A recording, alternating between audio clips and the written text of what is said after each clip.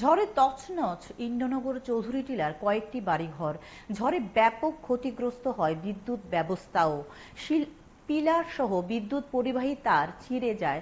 রাতেই বিদ্যুৎ কর্মীরা এসে বিদ্যুৎ সংযোগ বিচ্ছিন্ন করে যায় বটে, কিন্তু পরিষেবা স্বাভাবিক হতে সময় লাগতে পারে। এলাকার লোকজন জানান, ঝড়ের তাণ্ডবে সবাই আতঙ্কিত হয়ে পড়েছিলেন।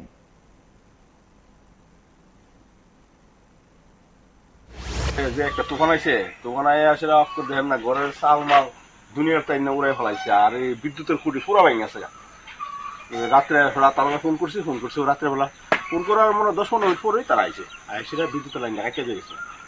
এখন তো এইদিকে বিদ্যুৎটা নাই, ফুটবল নাই, এই যে কারেন্ট সব বদ্ধ আর কি চান। এখন চাইতেছি তারা তো কাটতে দিয়ে গেছে, অনেকে ঠিকঠাক করে দিয়ে দেবো, না হইলে কারেন্ট থাকতো না। তো কারেন্টের ছাড়া তো সমস্যা। কেমন ক্ষয়ক্ষতি? ওই ক্ষয়ক্ষতি কিন্তু সরকারের ওই ফিলারটা ভাঙছে, আর ওই একজন ঘরের তুলিটা তুলে উড়াই লইছে।